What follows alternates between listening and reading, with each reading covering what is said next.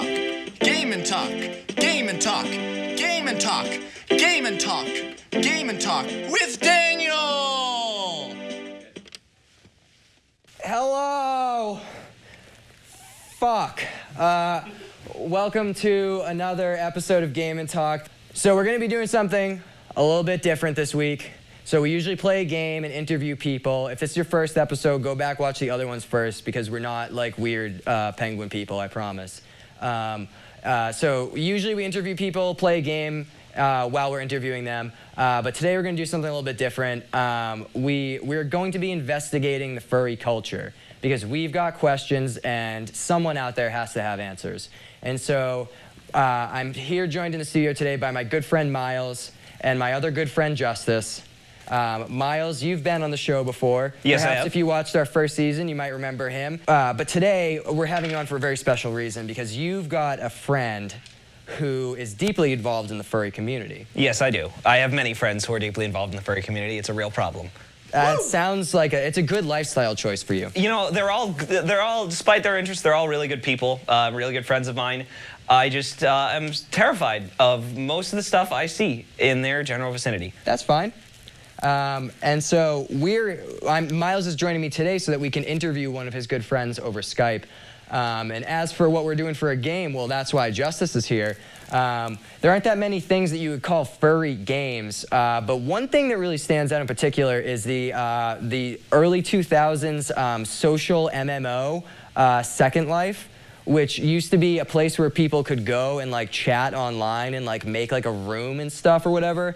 But these days, all it's really used for is furries fucking, like virtually online. And so our good friend Justice is joining us in the studio today so that he can give us some Second Life gameplay demonstration. And his goal is that by the end of this episode, he's going to get fucked as our online furry persona Stitches the Squirrel. Fursona. Fursona. Fursona. That's the first rule, is your furry persona is your fursona. It makes perfect sense. And then in the middle of the episode, we've got a really exciting break. We're going to take you to Boston's very own furry convention. But for now, I think we're ready to get into the call. Let's do it. So let's call him up. Okay, hello? Hello. Hey, Hi, Gavin. can you hear us, Gavin? Yes, I can hear you fine. Hi, nice to meet you, Gavin. My name is Daniel J. Collette. I am the host of this talk show, Game and Talk. We are currently live in gorgeous Emerson College in Boston, Massachusetts. Thank you so much for joining us tonight. Anytime. So as I was just explaining to our audience, you're a good friend of, sorry, we've got a thing going on the screen, so if I laugh, it's at that. Okay. So you're a good friend of Miles here. Yes. And so I was talking to Miles about my interest in the furry community, and he brought you up. He recommended you as a Liaison. As a liaison to the community, if you will. I guess. Yeah, that's fine. So if you wouldn't mind, we're going to ask you some questions about yourself too, but we also have some questions about furries that we'd love to ask you. Yeah, sure. I'll try to answer the best to my ability. Yeah, of course. I mean, That's all we ask, Gavin. I wouldn't say that you would speak for a whole community of people, but you know, you can probably give us an experienced perspective. I could. Okay, great. So why don't we start just by getting to know you a little bit better? Where are you from? What's your name? If you don't want to use your full name, that's fine. That's up to you. I'm just Gavin. Okay. I'm in New York. Gavin from New York. I don't know. I can't think of anything really grand. That's What are some of really your grand. hobbies? I just play video games. Well, I play video games. I dabble in art a bit. I do draw, but that's really all I do. Cool. So I see is that your avatar there that I'm seeing on the screen? Did you draw that yourself? I did not draw that though. That one was drawn by Kerber Fur. Right. And so is that your fursona? Yes. Okay, and what is your fursona's name and animal? You see, this is where it's going to get kind of weird. I'm not Totally fine. Because some people in the furry community, they do that. I don't, because I don't know. I just see it as myself. Some people use it as an alternate personality. Yep. And I've seen people do that. Some people don't. I'm one of those people who don't. I just kind of see it as just me, but just as a wolf guy. Okay, so it is. So it's. You would say it's you personified as a wolf. Yeah. An extension of your spirit into a wolf. Yeah, I guess so. That sounds about Okay. right, I guess. Yeah, that makes sense. Yeah. How did you get into being a furry? Let's start there. Like, how did you get into the furry That fandom? is like I'm gonna try to think about, because it's kind of weird, because it's not like a normal thing, but I'll just kind of go by from what I can recall and then kind of how I ended up here. Me becoming a furry was kind of weird because it's kind of a strange concept. I mean, you just kind of become some person who's like, yeah, that animal looks pretty cool. Would it be cool if I was the animal or something weird like that? But I first heard the concept back from Attack of the Show, weirdly enough. Have you ever heard of Attack of the Show? Yeah, that was on like G4, right? Yeah, I was on G4. They actually did a segment. I think they had a segment on Attack the Show called, I think it was called What the Fuck Internet or something. I don't remember. They did one where they went to a convention. I think that was Anthrocon. I could be wrong. I don't remember.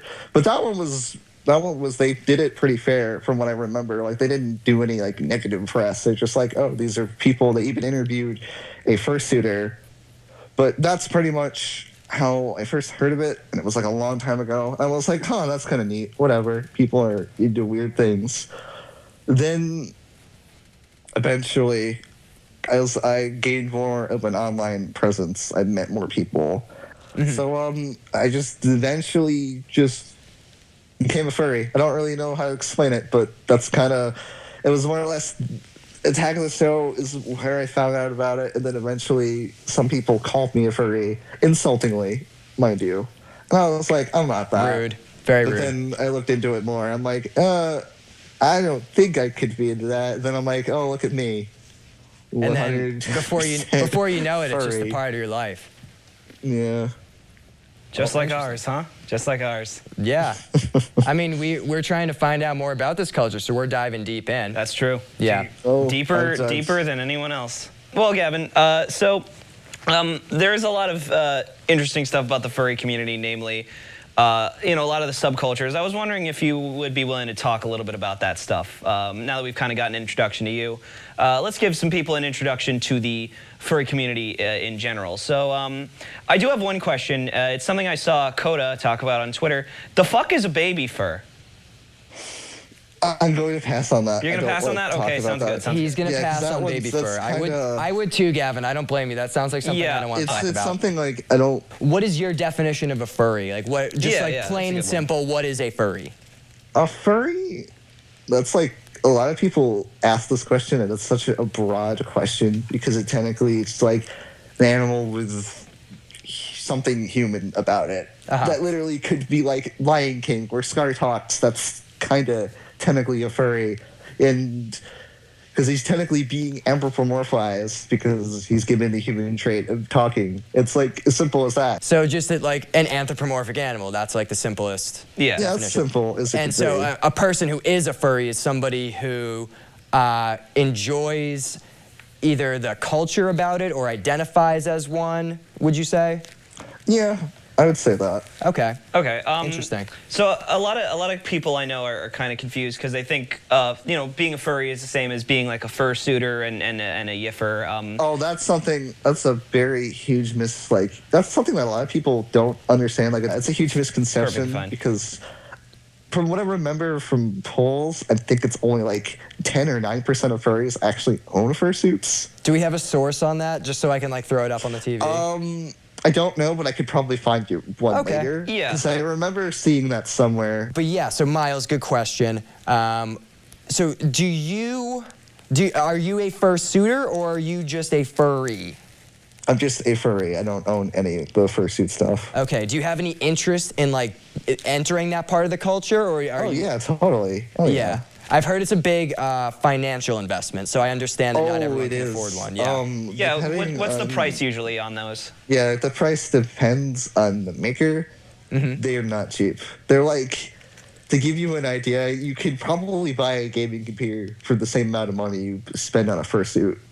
A high-quality gaming computer, yeah. Like a high-quality gaming computer. Yeah, that makes sense. They're about, funnily enough, like the same price. So we're talking like upwards of $2K. Yeah, it can be. Yeah. I think the cheapest I've seen is like maybe 500, 800, depending, but that's only like what they would call a parcel. And that's basically like you have like the head and maybe a tail and maybe paws, and that's really it. Like you don't have like a full body. And some Right. people just do parcels. Some people do a full body one. And those full body ones can be expensive, especially depending on the details. And a lot of them, like obviously a fursuit isn't like factory made. It's like a lot of artists spend their time just making one, and that's like a huge investment on them. So you can kind of see why it costs a lot of money. Yeah, definitely. I understand. Interesting. So a furry is not always a fursuiter. There's a lesson. Yes. And Yes. a fursuiter, the other thing people like to talk about is yiffing, but a fursuiter is not necessarily a yiffer either, are they? Before we get into that, sorry, what is a yiff? Oh, yes, please. I'm getting ahead of myself. Yiff it's funny you say that. That's also a really broad term, but it's Okay. just something to do like sexual. That's to my understanding. So Even it's a then, noise like, that you make, like when you're feeling sexual, you yiff? I don't. I'm gonna actually pass. This is Totally kind of a fine, weird yeah. question to explain because it's very broad, and even then.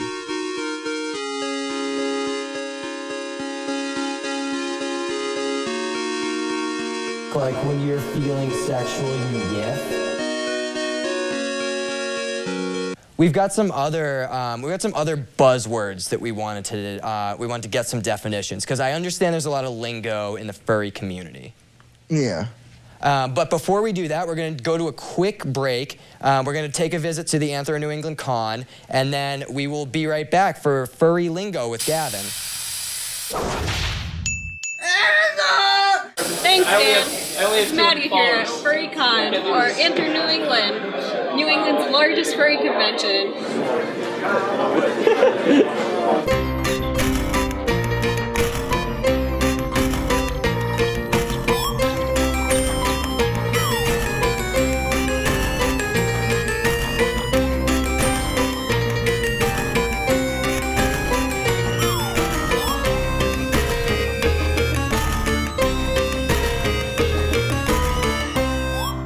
So we're gonna start by asking what exactly is a furry? The broad description of a furry is anybody that likes anthropomorphic characters, which is a animal that can walk and talk.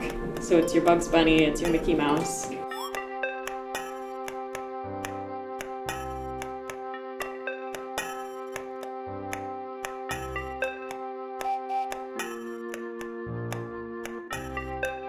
Being furry is different for every single person.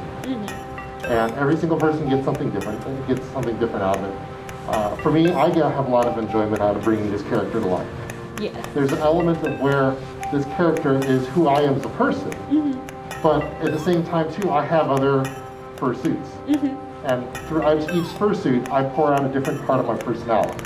Yeah. So it's really a neat way of being able to just, I don't know, like how an actor really can get into a role. It's the same type of thing. It's a challenge. It's a lot of fun that way to how do you cute? We're doing this. You're getting in a suit. I'm getting the suit. So this is Dusha.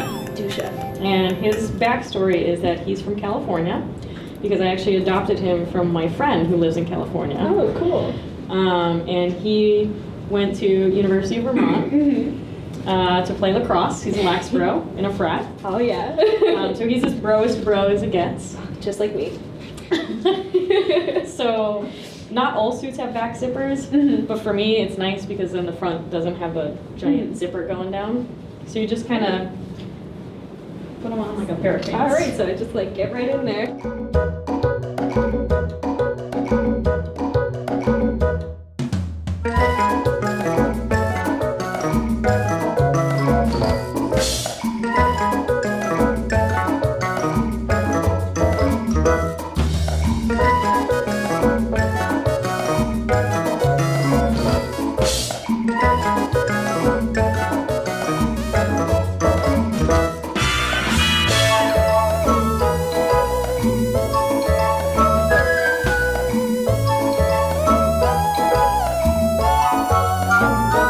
I think I'm ready to go out into the convention now.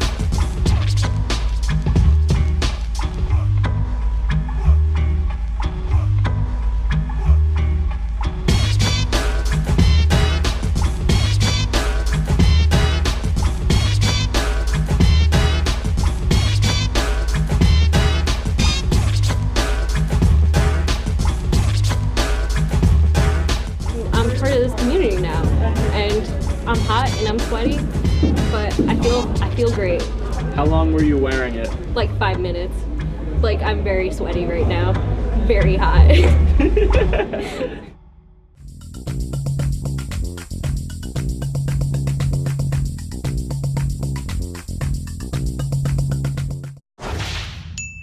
Gaming talk.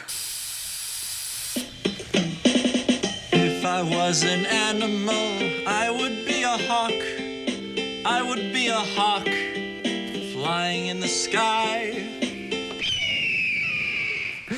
That was beautiful. Thank you, Susie. Susie on the keys. The in-house studio audience. We love it. Okay, so welcome back. That was an adventure. And so now we're back with our friend Gavin, and he's gonna answer some furry questions for us.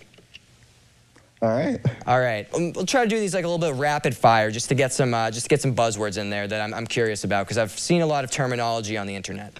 Okay. So, do you know what a fuzzy is? I actually have never heard that. I'm pretty sure it's made up. No. Okay. That one might not be a real thing. I don't know. See, this is how we figure it out.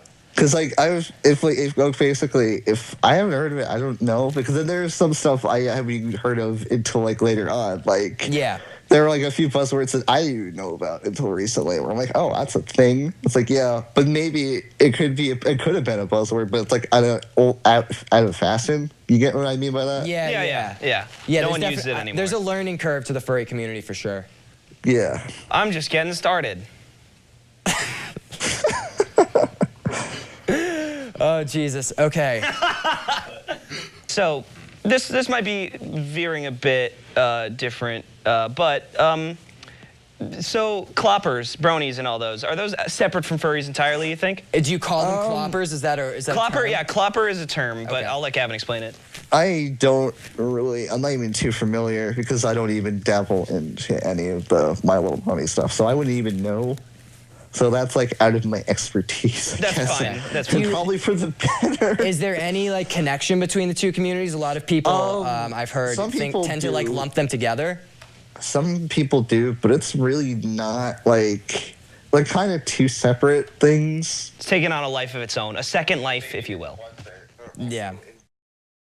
You wouldn't say you are like arch rivals, or like you're like disgusted by them? To be honest, I don't really know anybody. So Okay, it's yeah. out of my league. But I was kind of wondering if they were like two warring communities. I thought that would be a really nice storyline if like the furries and the furries and the bronies, if they like really didn't like each other, they're like rival gangs. I thought that would be a cool storyline. But that's okay. We can't. That would be like a funny storyline. Yeah. But no, I don't really. When you're a I wouldn't furry, really you're know a if they fur were. all the way. That's the only lyric I know of in that song. I wish I could pull it out. That's perfectly fine, dude. That's perfectly fine. Here's one I'm curious about, and I believe, I've seen this one around. Could you explain what a mersuit is? Oh boy. Have we hit something? Question. So, is this a ripe vein? Have we tapped into something here? I'll talk about it. Okay. But it is something like it is basically. So it's a term used for fursuits meant for sex, essentially. Okay. And so, in what way are they meant for sex? Basically, essentially, that some fursuits are like kind of modded for that. Like some people just do it because some people like doing that. Like they like having it like that. Actually, speaking of which, our boy Justice just got lucky in Second Life. You think we can get a round of applause for him? losing his Second Life virginity. Congratulations, you did. Hey, those are words I never thought I'd hear today. So sorry for the interruption. My apologies. So these fursuits are modded in a way. Is there like a fursuit like modding community like there are for cars, where people like pimp my fursuit? I guess I kind like give me a dick hole. And there's not really a lot of things you could really mod with a fursuit. Like let's be real, it's just like kind of like clothing. It's like what can you mod with this? I'm just saying it in a way where it's like it's kind of like made so it's intercourse. altered so that you can't have sex. Oh wait, no, I think he's saying it's designed from the start for sex. Yeah. Oh really? Okay. Yes. Okay, so it's built for sex. Yeah, and some people, and it's a very touchy topic because some people are like, people shouldn't aim for this. Other people are like, who cares? And some people, because it's just a really just touchy topic, because some people are just like, people shouldn't be open about it. And some people are. I'm just like, I don't care. If you're into it, cool. But it's Yeah, really, I mean, it's kind of like, I'm not going to tell you how to live your life. You yeah, know? basically. It's like, hey, so this is a thing. You can't ignore it. Who cares? Okay, just one more thing about the mersuits. Yeah. So these are like full body suits that people buy, and so you're saying they're built for sex in the way that there's like a trap door. I guess that's the one way. You like pop it out. It's like, God, this is gonna get really weird. No, but totally it's like, fine. You know, basically like kind of holes for. Okay. It's like different for some people. Some people don't even use their thing as them. But just to clarify, not every person who fursuits is into that. Like, I think that's that's definitely an huge important distinction to make, for sure. That's not everybody who suits is a mersuiter. Not everybody has the trap door for the dongle. Sometimes they just are into the animal part of it and not the dongle part of it. Yeah. That sounds even wrong. I'm just trying to put it in a way that's nice and friendly for our audience. So I just wanted to ask, I think that's it for our buzzwords, but I was curious, do you see furries as like as a marginalized group? What do you mean by marginalized? Like, do you, especially in like today's society and like today's like maybe political climate, maybe cultural climate, do you see furries as a people who are looked down upon? Made fun of, mocked, maybe even unfairly? I think that depends. I mean, I don't see it as much, but then again, I talk to other people that are like that, so it's kind of hard to hear that in it. You know what I mean? Yeah. But I don't know. It seems like it's gotten better with time, kind of like most things. Yeah. Like obviously, like when video games were first thing, people were bullied over that, and then that was like a thing that was looked down upon. And some people say it still is, but it's like it's more socially acceptable as things go on, and I feel like that's the same thing with the furry community, where it's like once it goes on for a while, I think people will just go like, it's just furries, it's fucking weird, but they won't like be like, oh, they're disgusting or hate them or whatever. Yeah, definitely. Yeah. Do politics ever come into play with stuff like this? No. Like in the furry community? Yeah, actually, if you're fine, I do have a few questions about this. Yep.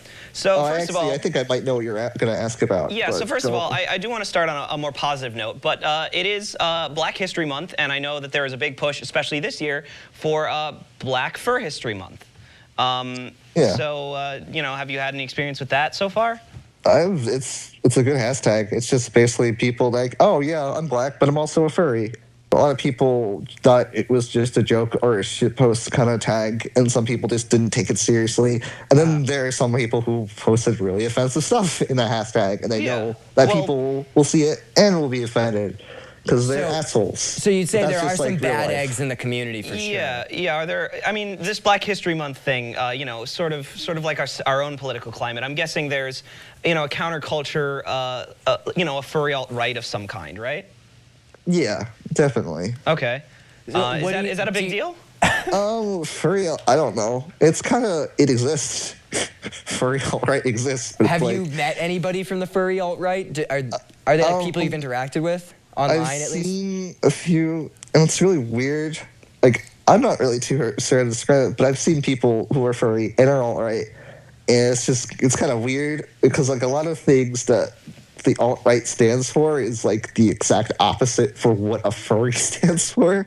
It's like, how do you go from, I love really cute fluffy animals to I'm like an alt-right white supremacist kind of person? It's just nobody knows. Are their suits usually white? Huh? Are their suits usually white? Yeah, do they wear their white fur with their white skin? Well, that does remind me of something, and I thought this was something that Miles was going to ask me about the Confederate flag fursuit. Yes, I would love to talk about Yeah, actually, there is a famous image here on the screen of a Confederate flag fursuit, which has gone around the internet. A lot of people have seen this. We're pretty interested by the ideology behind that. Yeah. Even I can't understand the ideology behind that. Yeah, because I'm it's sure. like, I don't think you identify as a Confederate, like a supporter or a Nazi in any way. I was just wondering if you had any kind of like interactions with those people, if you kind of knew what was going on there. Not really. I mean, I've just seen them around for the most part. Yep. It's something like I never really could understand because a lot of the main things about the furry community is that they support diversity because everybody's like a different animal, and people can be like a whole bunch of different like fur colors and just whole different kinds of people in there. I mean, most of them are gay, and most of them are from like a lot of just kind of like, what's the word? Wow, I feel really dumb. You invite me to a talk show, and I can't even remember words. It's like I normally use to other people that are outcasts. That's the word. That's the word. Sure, that's one way of looking at it, I think. Perfectly fair. But a lot of people that are outcasts usually come to this community. I mean, it's just like a common thing. So it's kind of weird to see when there are people who just are elitists within it, because it's just like this community kind of just embraces that, and yet here you are as an outcast looking down on other outcasts. It's like kind of weird. It makes no sense. It's almost like a who are you to judge kind of situation. Yeah, right? I agree with that. Yeah, definitely. It's like, who are you to judge? You're a fucking person that likes to dress up or likes animal things. Like, you know, for the most part, this community encourages diversity. So it's just kind of weird. Well, yeah. I mean, there is, I know, a fair amount of controversy currently with, for example, you know, rules at furry conventions. A lot of people have a lot of different interests, and some of those interests are not allowed. You know, I believe there was a controversy about not taking off the headpiece. Oh yeah, that controversy. That one's really weird. I could actually talk about this. When fursuiting was first a thing, a lot of people didn't really talk. It was just kind of like they're in fursuit. Essentially, like it was like you don't know who the person is under the suit. You just know the suit. And a lot of people became known for just the suit. Like that's something that was the thing back then. And a lot of people are like, you shouldn't take off the head. It ruins the magic. With the no head rule, I forget what convention that was. It wasn't AnthroCon. I think it was Rainforest. Am I correct? It was not Rainforest. It was not Rainforest? That's the only other name I know. My apologies. What? Rainforest, I don't even think it's a convention anymore, Miles. I got friends, I know funny stuff. You mentioned that. They got closed down. I don't know if that's still a thing. Dude, but I know they did get closed down because kind of upset about that. Hotel Look, vandalism. that was the only other one I knew. Now what am I going to say? Rainforest? Rainforest. What's the problem with the name? It's a good name. It's a great name. That's some branding. Yeah. That's some good branding. We're all more interested than we were about AnthroCon. Bruh, am I going to see you at Rainforest? It just rolls off the tongue. It's a little cyberpunky. Yeah, I know. I kind of dig it. I mean, I guess I kind of dug it because now it's closed. I'll quickly wrap up that question then. It is basically now the idea, it's like, these things are hot. People are going to just take off their head wherever. Because it's like, you don't want to pass out one of these things. You don't want to, like, do that. Some people still don't like it because it's like, oh, but you're still ruining the magic. And other people are like, who cares? There's a person in there. They're probably sweaty because those things are really hot. It's like, who cares kind of deal. And that was, like, the controversy. And to deny the person in the fursuit is to deny the furry itself. I guess so. I think that's pretty much all the time we have. But thank you so much for joining us, Gavin. This was a very informative discussion. I definitely learned a lot. And I really appreciate you sharing your culture with us. So yeah, I think that's it. But thank you so much for joining us. We really appreciate your time. We hope you had fun. Oh yeah, it was an experience. Yeah, as it always is. Game and talk and experience. All right, thank you so much, Gavin. Our musician, Susie Ramon, is going to play us out. Thanks, everybody, for watching the special furry episode of Game and Talk. Next week, we'll be playing video games again.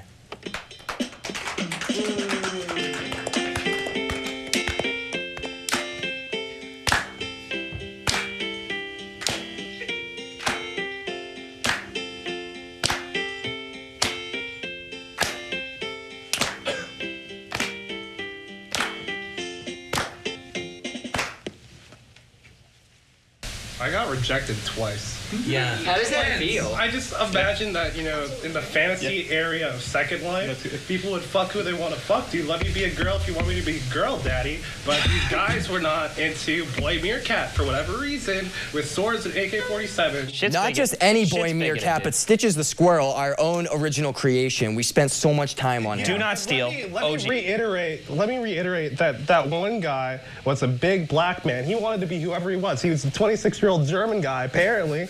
Maybe he's a black German guy, I don't know. But if he is not a big black German guy. He knew how to fuck like one. True. But then why can't I have my fantasy of being a girl or boy meerkat? It's fucking disgusting. It's a double standard, dude. It's fucking gross, and I hate it. This shit doesn't happen at Rainforest. Shit, you know, here's the thing. You walk into Rainforest, You guys everyone remember accepts you. Rainforest? Dude, I miss Rainforest. I know. I miss Rainforest. Let's go to Rainforest right now. Do you guys want to go? I mean, I would if it wasn't fucking closed. You guys want to go fuck off to Rainforest Dude, let's go to right now? Rainforest. Game and Talk presents Rainforest. Game and Talk presents Live from Rainforest. Game and First. We're gonna go fucking Game and First. Bye. Dude, he's just gonna leave us here.